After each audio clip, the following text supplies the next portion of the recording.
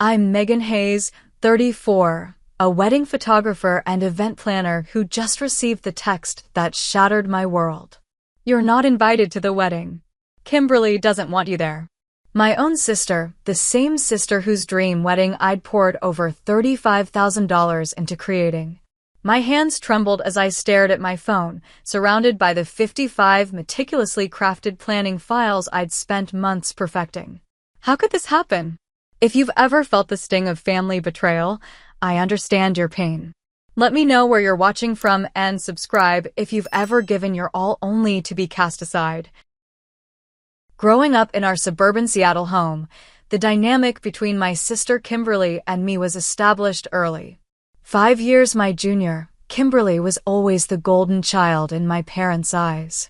Patricia and Robert Hayes never tried to hide their preference, though they'd vehemently deny it if confronted. I can trace this pattern back to our earliest childhood memories. When I was 7 and Kimberly was just 2, my parents threw an elaborate birthday party for her bouncy castle, professional entertainer, custom cake. 2 months later, my 8th birthday consisted of pizza and a movie rental. When I asked why my celebration was so much smaller, my mother simply said, "Kimberly's still little. She needs more special attention." This explanation became the refrain of my childhood. By middle school, I'd accepted my role as the responsible one. While Kimberly received praise for mediocre report cards, I was expected to maintain straight as without recognition. When she broke a neighbor's window with a softball, I was scolded for not watching her more carefully. The message was clear. Kimberly's successes were celebrated. Her failures were everyone else's fault. The pattern continued through high school. I joined every club, maintained perfect grades, and worked part-time jobs, desperate for the validation my parents freely gave my sister. Meanwhile, Kimberly sailed through with average performance and maximum praise. The defining moment came during my senior year. I'd been saving for photography summer courses at a prestigious arts program. 2 weeks before enrollment, Kimberly broke her arm during a soccer game. The medical bills weren't completely covered by insurance, and my parents looked to me. "We hate to ask, Megan, but your sister needs this more than you need that photography thing." I surrendered my savings without argument, watching my dreams dissolve while Kimberly received the best orthopedic care available. Despite this setback, I pursued my passion for photography. Working 3 jobs simultaneously, I put myself through community college while building my portfolio. Every free minute was devoted to learning my craft, developing my eye, and mastering the technical aspects of photography. My parents fully funded Kimberly's education at a private university, where she changed majors 4 times before settling on communications. Each time she switched paths, my parents supported her journey of self-discovery. Meanwhile, I scraped together enough to transfer to a state university, completing my degree while launching my photography business. The early years were brutal. I worked wedding weekends while building client relationships during the week. Gradually, my reputation grew. Couples began requesting me specifically, willing to book a year in advance. I expanded into event planning when I noticed many clients struggling to coordinate vendors. 10 years of relentless work transformed my one-woman operation into Hayes Event Photography and Planning, with a small team and a respected reputation in the Seattle wedding industry. I achieved financial stability through sheer determination, despite never receiving the support my sister took for granted. Throughout this period, Kimberly's life followed a predictable pattern. After college, she bounced between jobs, never staying anywhere longer than a year. During her frequent periods of unemployment, my parents covered her rent and expenses. Occasionally, she'd approach me for loans when she wanted something extra, a vacation, designer purse, or car repair. These loans were never repaid, and any mention of repayment was met with accusations of being obsessed with money. Despite this history, I maintained hope that our relationship would eventually evolve into something more balanced. Every family gathering, I arrived with optimism that this would be the time my achievements received acknowledgement, that my parents would finally see my worth, that Kimberly would show genuine appreciation for my support. Instead, holidays followed the same script. Kimberly dominated conversations with dramatic stories of her latest adventures or challenges. My parents hung on every word, offering advice, sympathy, or celebration as needed. When I mentioned a major client success or business milestone, the response was typically, "That's nice, dear," before quickly returning attention to Kimberly. I built my business partly as validation, concrete proof of my worth that no one could dismiss. Yet no matter how successful I became professionally, the family dynamic remained unchanged. I was the reliable one, expected to give endlessly while requiring nothing in return. Kimberly was the treasured one, whose every need and want took priority. This was our family ecosystem when Kimberly met Brandon at a friend's wedding I was photographing. Little did I know this meeting would set in motion the most painful chapter of our complicated relationship. Kimberly's engagement announcement came during a Sunday family dinner 6 months after she started dating Brandon. I'd arrived early to help my mother prepare the meal, another unacknowledged expectation, when Kimberly burst through the door, literally jumping with excitement. "I'm engaged," she squealed, thrusting her left hand forward to display a diamond ring that must have cost Brandon 3 months' salary. My parents erupted in celebration, my mother immediately crying, my father pulling out a bottle of champagne he'd apparently been saving for a special occasion. I pushed aside the twinge of hurt no such bottle had appeared when I signed the lease on my studio space and embraced my sister with genuine happiness. "I'm so excited for you, Kim," I said, examining the ring. "It's absolutely beautiful." Over dinner, Kimberly recounted the elaborate proposal. Brandon had arranged a private sunset yacht cruise, complete with a string quartet, champagne, and a photographer to capture the moment he dropped to one knee. As she described every detail, I felt a familiar mixture of emotions, happiness for her joy, combined with the ache of knowing my parents would never find my accomplishments as worthy of celebration. Megan could photograph the wedding, my mother suggested, as though offering me a tremendous opportunity rather than expecting professional services. "Oh my God, would you?" Kimberly turned to me, eyes wide. "That would be amazing. And you know all the best vendors and venues. You could totally help me plan everything." Before I could formulate a response that balanced professional boundaries with sisterly support, I was saved by the arrival of Brandon and his parents, Margaret and William, who joined us for dessert. Immediately, the social dynamics shifted. Brandon's family exuded old money confidence. From Margaret's subtle but expensive jewelry to William's casual references to their vacation home in Nantucket. As conversation flowed, subtle class tensions emerged. When William asked about my photography business, his "how charming" response carried a dismissive undertone. Margaret inquired whether I had a real studio or worked from home, her surprise at my commercial space barely concealed. They spoke of Brandon's executive position at his father's investment firm with the assumption that everyone understood the prestige this carried.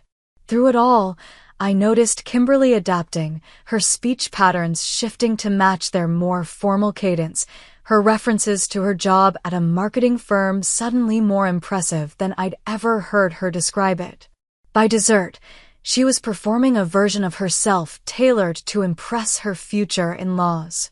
2 weeks later, Kimberly called asking if we could meet for coffee to discuss wedding stuff. I arrived at our local cafe to find her surrounded by bridal magazines, her expression unusually serious. "So," she began after we'd ordered, "I was hoping you might give me some professional advice about wedding planning. You know, vendor recommendations, timeline suggestions, that kind of thing." "Of course," I replied, genuinely pleased to share my expertise. "I'm happy to help however I can." As our conversation progressed, Kimberly's request expanded. "Actually, I was kind of hoping you might be willing to handle the photography and planning yourself." As a sister discount, you know? She smiled hopefully. It would mean so much to me to have you involved. I hesitated. Professional experience had taught me the dangers of mixing business with family, but this was my sister's once-in-a-lifetime day. I'd be happy to photograph the wedding at my family rate, I offered carefully. For the planning, I could provide consultation and recommendations rather than full-service coordination. Kimberly's face fell immediately. But I was really counting on you handling everything. No one knows what I want better than you do. Her eyes welled with tears, a strategy I'd seen her deploy successfully with our parents countless times.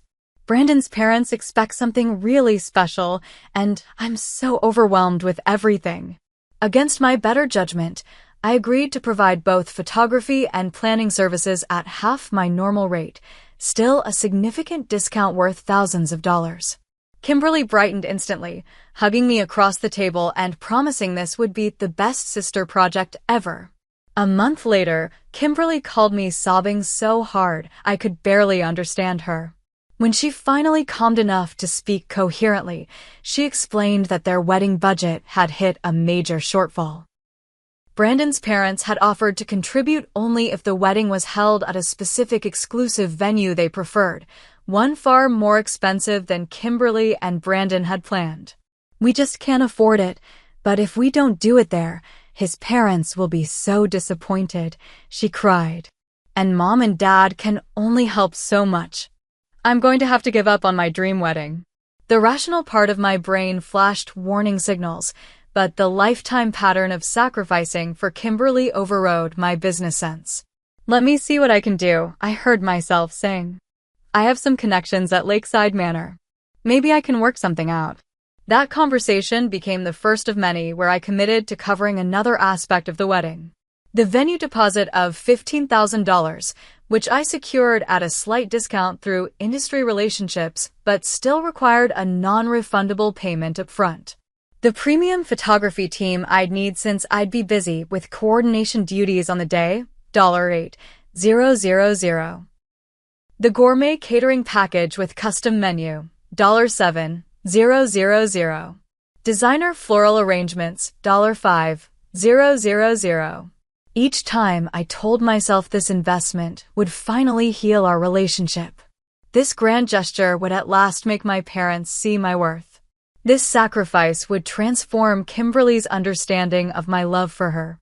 To manage the expanding project, I created a comprehensive digital planning system, 55 meticulously organized files containing everything from vendor contracts to detailed timelines, from guest list management to custom design boards. I developed a wedding website showcasing the venue and sharing accommodation information for out-of-town guests. I built spreadsheets tracking every expense, deadline, and detail. My motivation went beyond family dynamics. Professional pride drove me to create an exceptional event.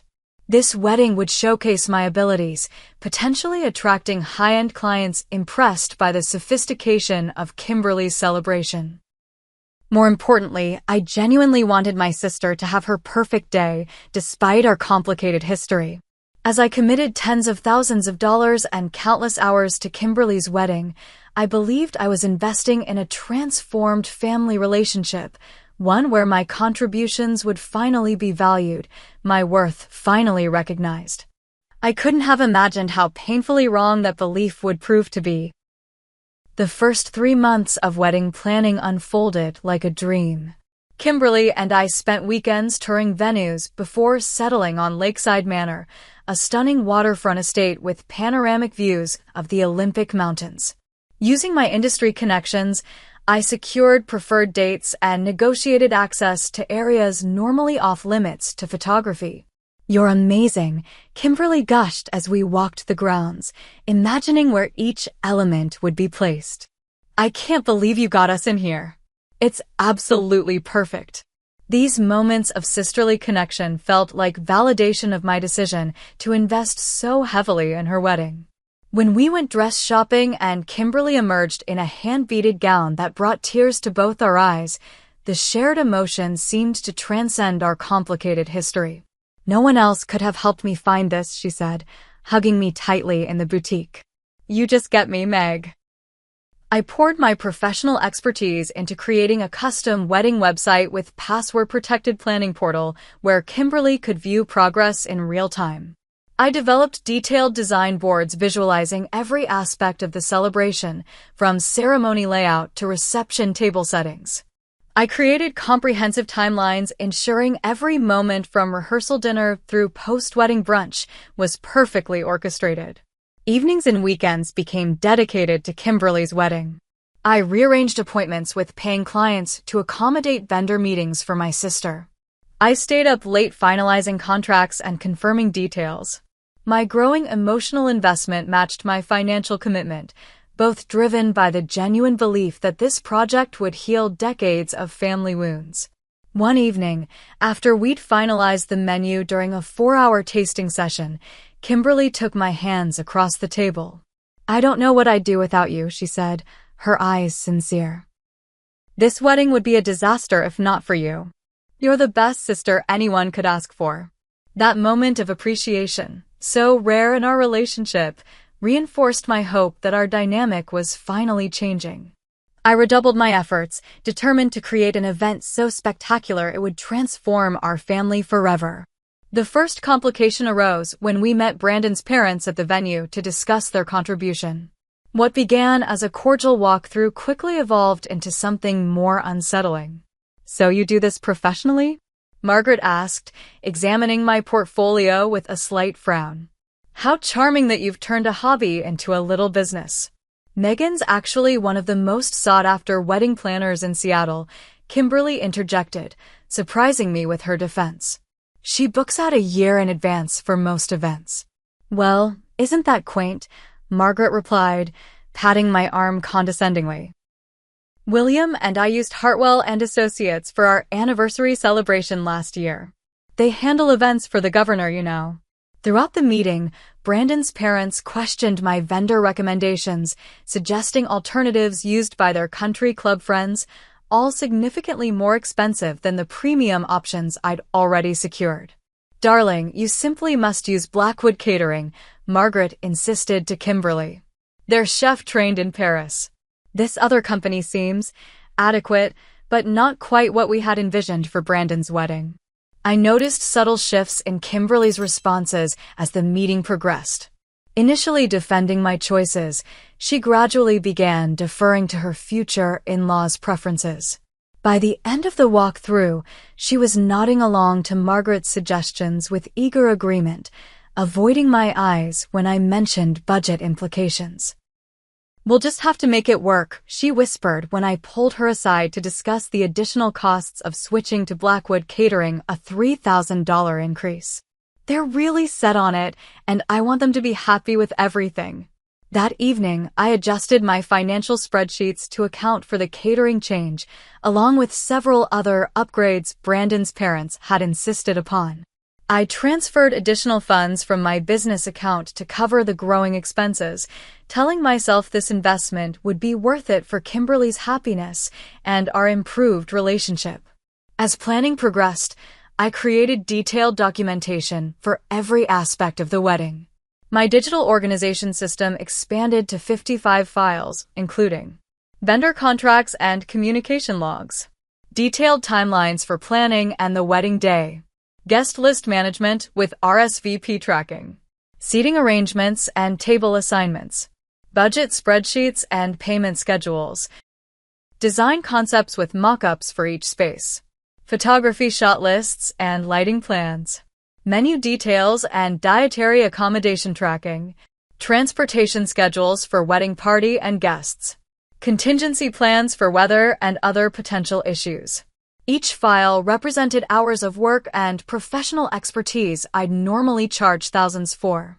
For Kimberly, I provided these services with the same dedication I offered my highest-paying clients, perhaps even more, given my emotional investment in her perfect day.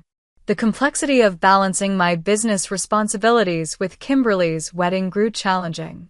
I found myself working 7 days a week, handling client obligations during business hours and focusing on Kimberly's wedding evenings and weekends.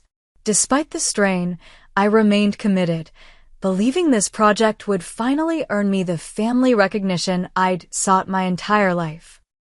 What I didn't realize was that the foundation for this belief was already cracking beneath my feet as Kimberly increasingly aligned herself with Brandon's family's expectations and attitudes, setting the stage for the painful betrayal to come.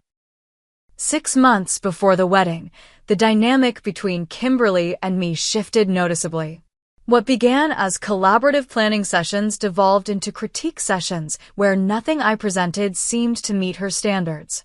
During a meeting to finalize reception details, Kimberly rejected the table layout I'd spent days perfecting, a design that maximized both aesthetics and guest comfort while accommodating the venue's structural limitations.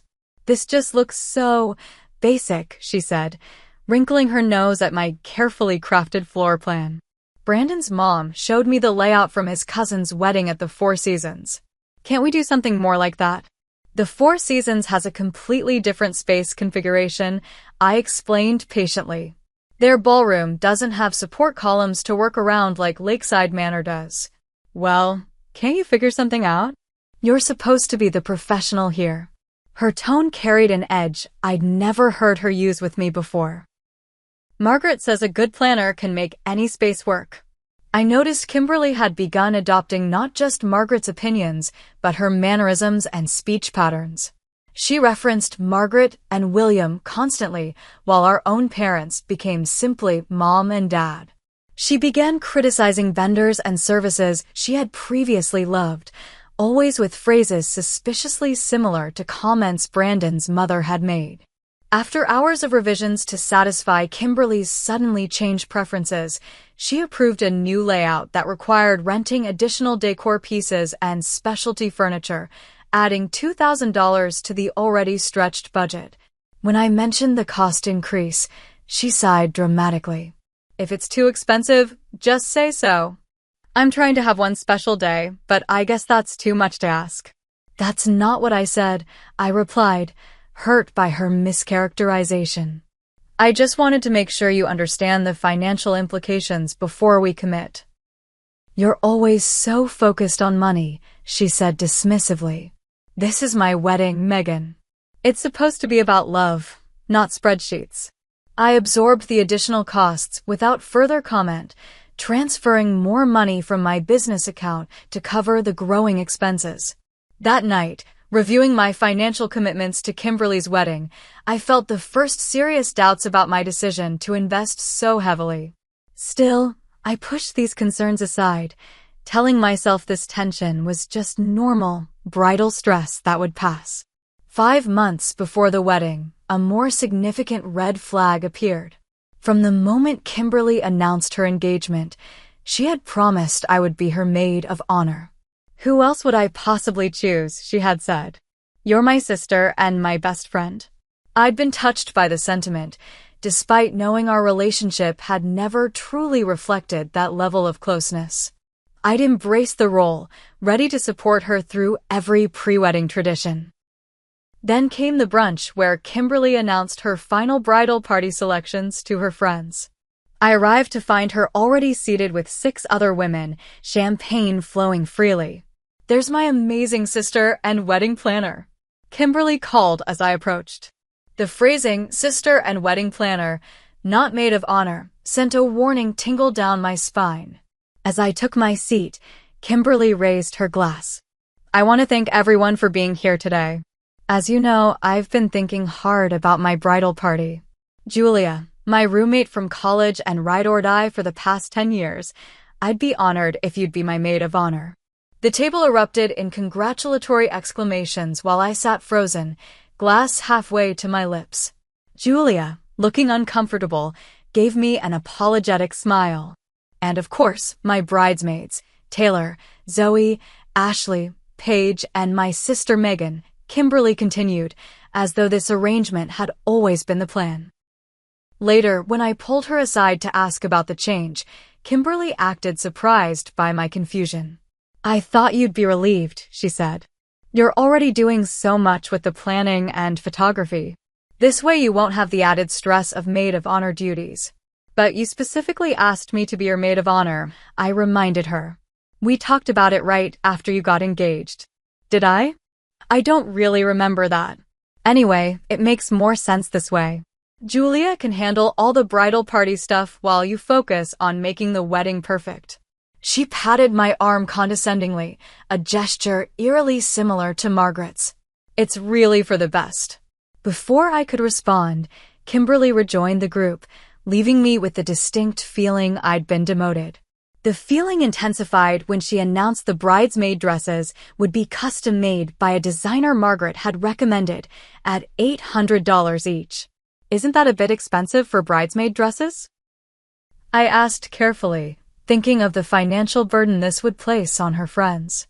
Margaret says quality shows, Kimberly replied dismissively. If it's too much for you, just say so. I'm sure we can find something off the rack that won't clash too badly with the designer dresses. The implication was clear, pay up or be visibly out of place. I added another $800 to my growing wedding expenses, wondering when my sister had become this person I'd barely recognized. At a bridesmaid gathering the following week, I overheard Kimberly in the kitchen talking to Julia and Taylor. It's actually working out perfectly having Megan as just the wedding planner, she was saying. She's so detail-oriented and bossy anyway. Can you imagine her trying to be maid of honor too? Total control freak disaster. The casual cruelty of her words stung far more than the demotion itself. When I attempted to discuss how her comment had hurt me, Kimberly immediately turned defensive. Oh my God, were you eavesdropping on me? That's so invasive. I was just joking around with the girls. You're being way too sensitive. By the end of the conversation, somehow I was apologizing to her for overreacting and adding stress during her wedding planning process. This pattern, Kimberly behaving thoughtlessly, then making me feel guilty for my natural response, had defined our relationship for years, but never had it been so blatant or painful. For months before the wedding, tensions escalated during a family dinner. My parents had invited Kimberly, Brandon, and me for a wedding update meal. Throughout the evening, my parents lavished praise on every decision Kimberly described, from the hand-calligraphed invitations to the custom cocktail named after her and Brandon. You have such exquisite taste, sweetheart, my mother gushed. Everything sounds absolutely perfect. Not once did anyone acknowledge that most of these perfect elements were either my suggestions or directly paid for by me. When the conversation turned to the recent venue change necessitated by unexpected renovations at the original location, my father praised Kimberly's quick thinking in securing an even better property. Actually, I interjected gently, that was a pretty stressful situation. I had to call in several professional favors and pay a rush booking fee to secure the new venue. An uncomfortable silence fell over the table. My mother recovered first. Well, it all worked out, didn't it? Let's not focus on the problems now. I'm not focusing on problems, I clarified. I just wanted to mention that securing that venue on short notice wasn't simple, and it required significant additional investment. There you go again. Making everything about money, Kimberly sighed dramatically. We get it, Megan, you're contributing financially. Do you want a medal? That's not what I began, but my father cut me off. Your sister's under a lot of stress with this wedding, Megan. Let's not add to it by bringing up finances at the dinner table. It's in poor taste. Brandon's father had made a nearly identical comment about poor taste when I'd mentioned budget considerations during a previous meeting. The parallel was striking. Kimberly wasn't just adopting Margaret's attitudes. My parents were now mirroring the Thompsons' dismissive approach as well. From across the table, Brandon gave me a look that seemed almost sympathetic, but he remained silent as Kimberly launched into another story about Margaret's connections, securing them a meeting with a celebrity baker. I excused myself early, claiming a client emergency. Sitting in my car outside my parents' house, I finally allowed the tears to flow freely. Decades of family dynamics crystallized in that dinner conversation. My contributions minimized, my concerns dismissed, my sister's desires elevated above all else. Still, I couldn't bring myself to withdraw from my commitments. Too much money had already been spent, too many professional relationships leveraged. More importantly, a lifetime of putting Kimberly's needs before my own had conditioned me to ignore my instincts when they conflicted with my sister's happiness. I drove home that night rationalizing Kimberly's behavior as pre-wedding anxiety, my parents' dismissiveness as wedding excitement, my own hurt feelings as oversensitivity. I told myself everything would improve after the wedding, that this tension was temporary, that my sacrifices would eventually be recognized and appreciated. How wrong I was. 3 months before the wedding, disaster struck. I received a frantic call from Kimberly at 7:30 in the morning. "The venue just called. They're canceling our contract," she wailed, her voice shrill with panic. "Something about new management and policy changes. What are we going to do? The wedding is ruined." I immediately shifted into problem-solving mode, setting aside my own work schedule for the day. "Let me handle this," I assured her. "I have contacts at several comparable venues. We'll figure something out." For the next 48 hours, I worked nonstop, calling in every professional favor I'd accumulated over a decade in the wedding industry. I reached out to venues I knew were typically booked 2 years in advance, leveraging personal relationships with managers and owners. I negotiated with vendors to adjust their schedules for the new date we might need to select. Finally, I secured an even more exclusive location. Crescent Harbor Estate, a private property rarely available for events. The owner, a former client whose daughter's wedding I'd photographed, agreed to host Kimberly's celebration as a personal favor to me. There was, however, a significant catch. The rental fee was $5,000 more than our original venue. Additionally, the date shift required rush fees for several vendors to accommodate the change. In total, the venue crisis added nearly $8,000 to the already substantial budget. When I called Kimberly with the news that I'd saved her wedding, her response was lukewarm at best. "Crescent Harbor? Isn't that kind of rustic?" she asked, her tone doubtful. "Rustic? It's a $7 million estate with manicured gardens and a ballroom," I replied, bewildered by her reaction. "It's actually an upgrade from Lakeside Manor. Most couples can't even get on their waiting list." I guess it could work. Let me check with Brandon's parents. They might have concerns about the location being too remote. I bit back my frustration. The property was exactly 3 miles further from the city than our original venue, hardly what anyone would consider remote. More importantly, I'd just performed a minor miracle securing any suitable venue on such short notice, depleting my professional goodwill and personal savings in the process. Later that day, Kimberly called back. "Margaret and William drove by Crescent Harbor. They think it will be acceptable, though Margaret mentioned the gardens aren't as well maintained as the ones at her country club. But beggars can't be choosers, I suppose." The dismissive response to my extraordinary effort stung, but I focused on the practical aspects of transitioning to the new venue.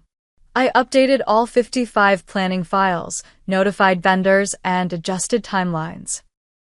I transferred additional funds from my rapidly diminishing savings to cover the increased costs, telling myself this crisis management was an investment in both my sister's happiness and our future relationship. 2 months before the wedding, I planned and hosted Kimberly's bridal shower at an upscale restaurant overlooking Puget Sound. I personally covered the $4,000 bill, which included a private dining room, custom menu, professional photographer, and personalized gifts for each guest. I arrived early to oversee setup, ensuring every detail reflected Kimberly's taste, from the specific shade of pink in the floral arrangements to the hand-lettered place cards at each setting. The event was picture-perfect, exactly as I'd envisioned. When Kimberly arrived with our mother and Margaret, I greeted them warmly, excited to reveal the carefully crafted celebration. "This is lovely," Margaret commented, surveying the room with a critical eye. Very similar to the shower I arranged for my niece last year, though we used peonies rather than these. What are these again? Garden roses, I replied. Kimberly mentioned they're her favorite. Peonies have more presence, don't you think? Well, it's charming nonetheless. Throughout the event, I noticed Margaret subtly taking credit for elements I'd arranged, commenting to guests about helping select the menu or suggesting the signature cocktail, neither of which was true. More disturbing was Kimberly's willingness to reinforce these false claims, nodding along as her future mother-in-law essentially erased my contributions. During gift opening, I overheard Kimberly speaking to her college friends at the next table. Margaret has been such a lifesaver with all this wedding stuff, she was saying. Thank God for her connections and taste level. My sister has all these budget ideas that would have made the whole thing look so DIY and cheap. The casual cruelty of her words hit me like a physical blow. The budget ideas she was mocking had cost me tens of thousands of dollars, money I diverted from my business growth and personal savings to fulfill her dreams. The carefully curated vendor team I'd assembled represented the top professionals in Seattle's wedding industry, many of whom had adjusted their premium rates as a personal favor to me. When I attempted to discuss her comments later, Kimberly immediately became defensive. Were you spying on my private conversations? That's so weird, Megan.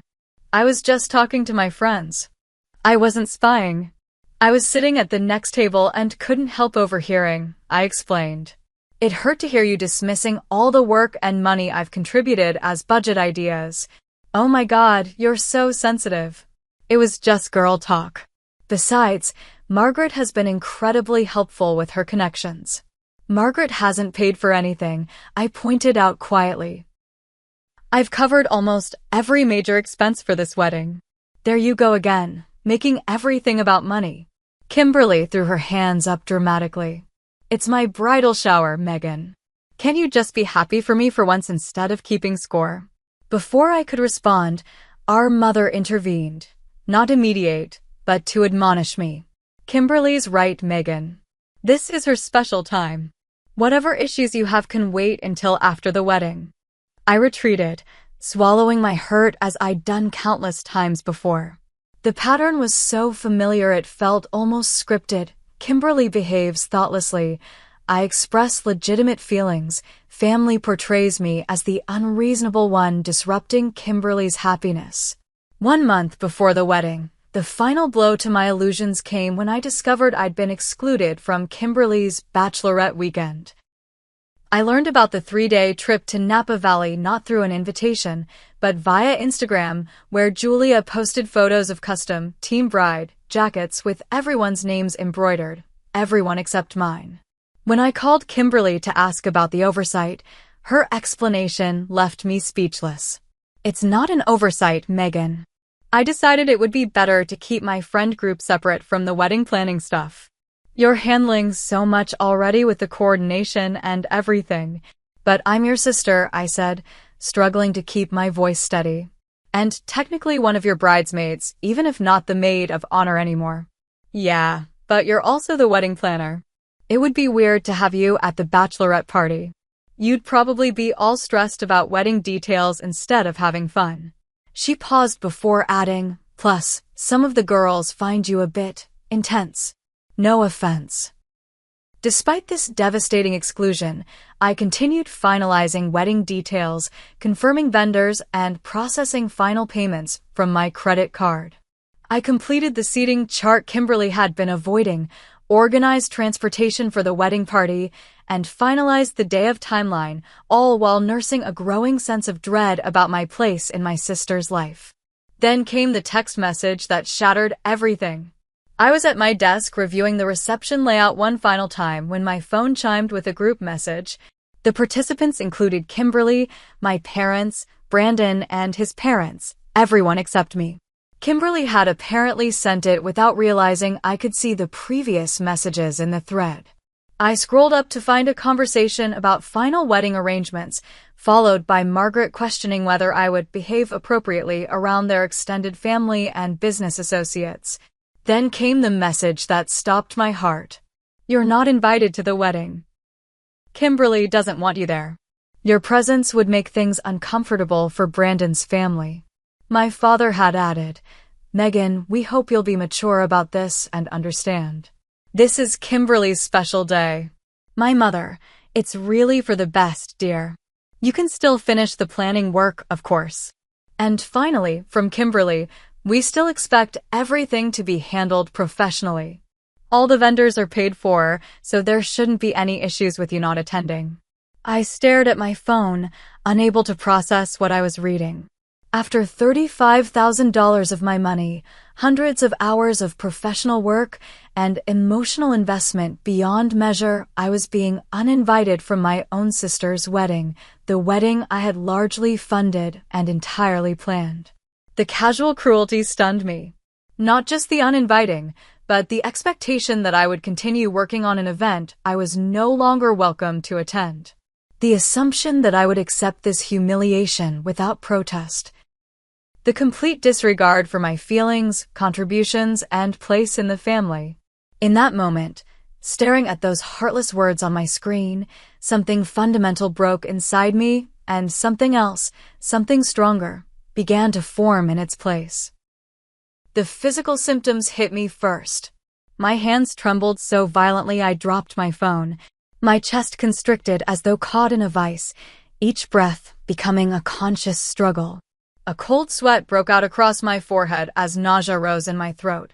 I read the messages again, and then a third time, hoping I'd misunderstood, looking for any interpretation besides the obvious one. My family had decided I was an embarrassment, unworthy of attending the wedding I'd poured my heart, soul, and savings into creating. When the reality finally penetrated, I broke. Alone in my home office, surrounded by wedding planning files and vendor contracts, I collapsed into heaving sobs that seemed to come from the deepest part of me. Years of suppressed hurt, decades of feeling second best, a lifetime of giving without recognition, it all erupted in a tidal wave of raw emotion. I don't know how long I sat there, but eventually I managed to call my best friend Rebecca, my voice so distorted by crying she initially didn't recognize me. I'm coming over, she said immediately. Don't move. I'll be there in 15 minutes. Rebecca arrived to find me still in the same position, staring blankly at my phone. She read the messages, her expression shifting from confusion to disbelief to fury. This is beyond unacceptable, she said, sitting beside me and taking my hand. This is emotional abuse, Megan. From your entire family.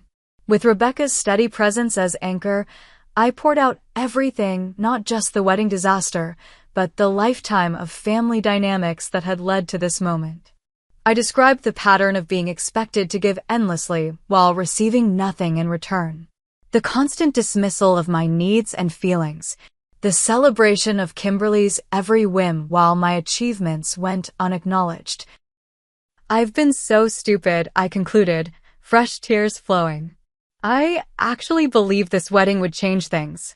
That if I just gave enough, sacrificed enough, they'd finally see me. Finally value me. You weren't stupid, Rebecca countered firmly. You were hopeful. There's a difference. And they've exploited that hope your entire life. For the next 2 days, I couldn't function normally. Rebecca stayed with me, fielding calls from concerned clients and bringing me food I couldn't eat. I oscillated between numbness and crushing pain, between disbelief and rage, between lifelong conditioning to prioritize Kimberly's happiness and the dawning realization that I deserved better treatment. On the third day, I began to think more clearly. With Rebecca's encouragement, I reviewed exactly what I'd contributed to the wedding. Venue deposits and payments, $20,000. Photography and videography team, $8,000. Catering and bar package, $7,000. Floral arrangements and decor, $5,000. Additional vendor deposits and fees, $3,000. Bridal shower, $4,000. In total, I had invested over $47,000, far more than my initial estimate of $35,000, along with countless professional hours and emotional energy. And for this extraordinary generosity, I had been cast aside when I no longer served my family's purposes.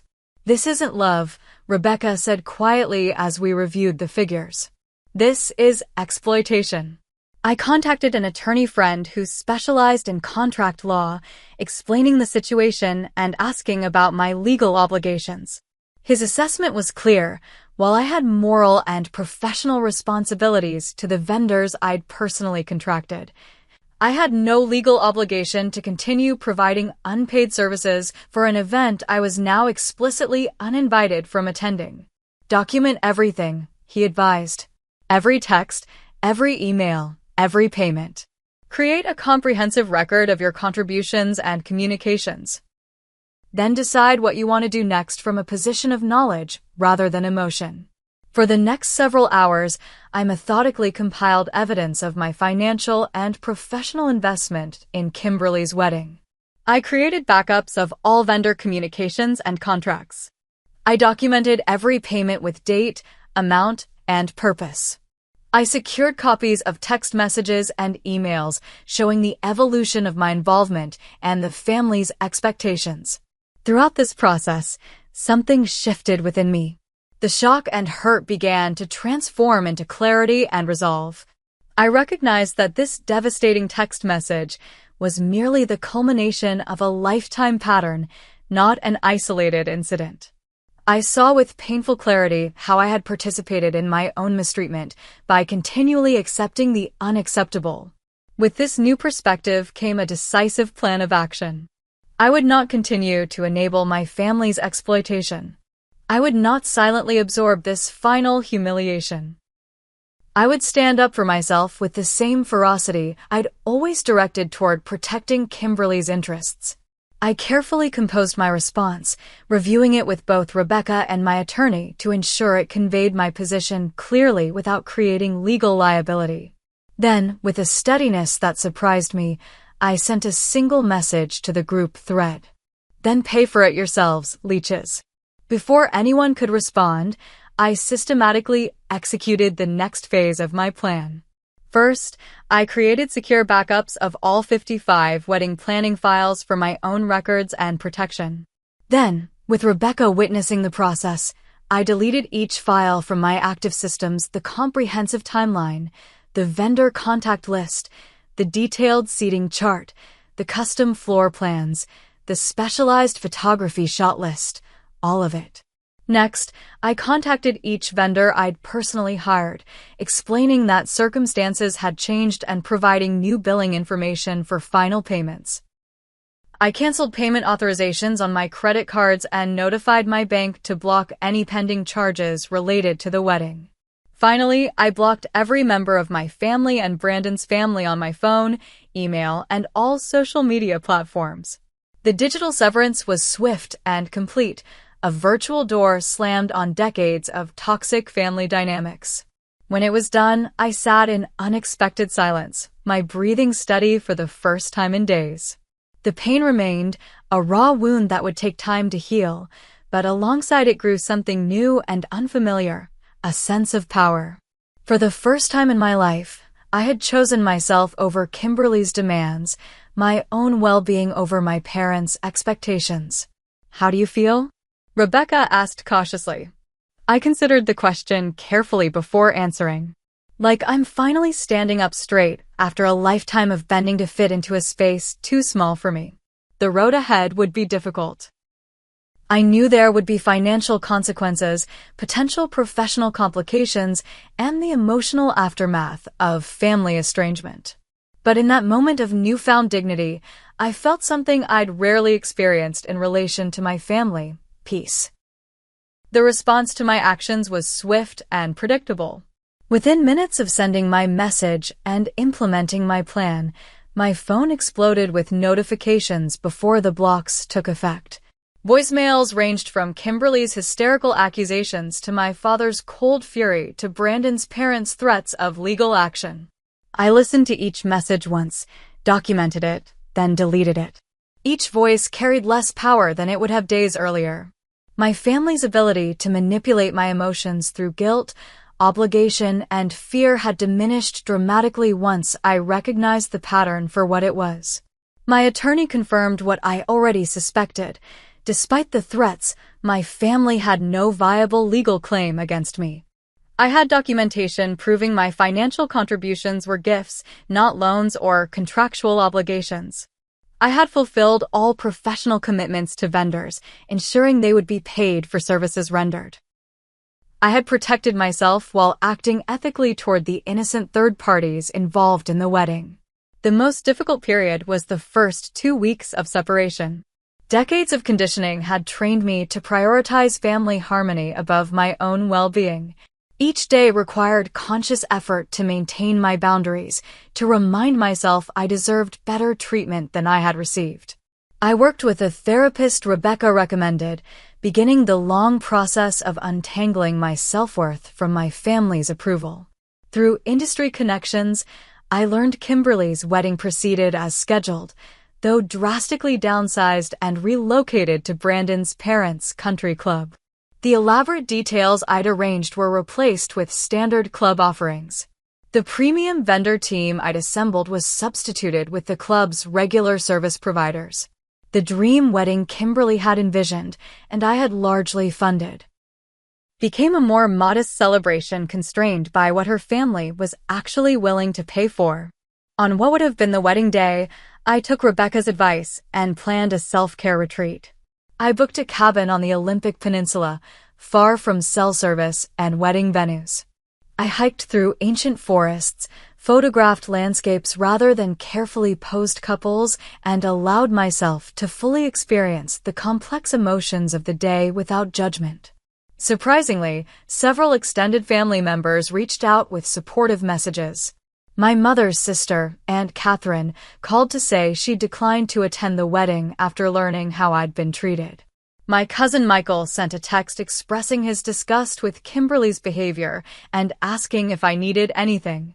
These unexpected allies helped me recognize that not everyone in my family shared my parents' and sister's values, a realization that provided comfort during the lonely initial months. 6 months after the wedding incident, my life had transformed in ways I couldn't have imagined. The financial setback of Kimberly's wedding required strategic adjustments to my business, which ultimately strengthened my professional practices. I implemented clear contracts for all clients, including family, with detailed payment schedules and scope of work limitations. I established healthy boundaries with clients who exhibited warning signs of Kimberly-like entitlement. Most importantly, I reclaimed time and creative energy previously consumed by family drama. I developed new photography techniques I'd been too busy to explore, launched a mentorship program for emerging photographers, and cultivated client relationships based on mutual respect rather than obligation or guilt. Therapy helped me process the grief of family estrangement because it was grief, despite the toxicity of those relationships. I mourned the family I had wished for rather than the one I actually had.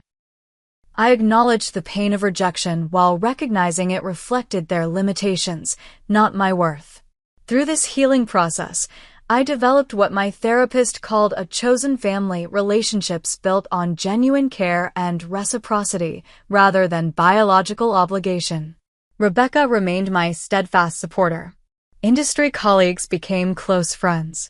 Former clients invited me into their lives as more than just their photographer. These connections, freely chosen and mutually nurturing, began filling the void left by family estrangement. 1 year after the wedding, unexpected news reached me through my aunt. Kimberly and Brandon were having serious marital problems. According to family gossip, Brandon's parents had become increasingly controlling, criticizing Kimberly's background and career choices.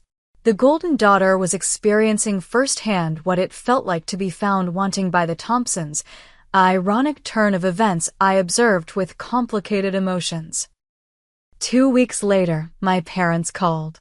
After a year of silence, their voicemail struck a tentatively conciliatory tone. "We've been thinking about things," my mother said. "Perhaps we could meet for coffee and talk." My father added awkwardly, "Families should find a way to work things out." I considered their invitation carefully, consulting both my therapist and trusted friends before responding. The old Megan would have jumped at this opportunity, desperate for reconciliation at any cost. The new Megan approached it with careful boundaries and realistic expectations. I agreed to meet them, not at their home or mine, but on neutral ground with a defined time limit. I prepared myself for various scenarios, from genuine apology to subtle manipulation. I clarified in advance what I needed from them to consider rebuilding our relationship. Acknowledgement of their role in the wedding disaster, recognition of the long-standing family dynamic that enabled it, and commitment to healthier patterns moving forward. Whether this tentative reconnection will lead to meaningful change remains to be seen. What matters more is that I no longer depend on their validation for my sense of self-worth. I've discovered that family relationships, like all relationships, should be evaluated by how they impact our well-being, not by the accident of shared DNA. The most profound transformation has been internal. I've learned that love shouldn't require financial sacrifice or emotional martyrdom. I've recognized my worth exists independently of others' ability to acknowledge it. I've found peace with my decisions regardless of whether reconciliation with my family ultimately occurs. I've built confidence in setting and maintaining boundaries, not as punishment or retaliation, but as necessary protection for my well-being. I've created a life based on mutual respect rather than obligation, surrounding myself with people who value me for who I am rather than what I can provide. Most importantly, I've discovered that standing up for yourself isn't selfish, it's essential. Sometimes the most loving thing you can do for yourself and others is to say no to mistreatment, especially when it comes from family. If you've ever struggled with family dynamics where you feel undervalued or taken for granted, I hope my story helps you recognize your worth. Have you ever had to set difficult boundaries with loved ones? How did you handle it? Share your experiences in the comments below.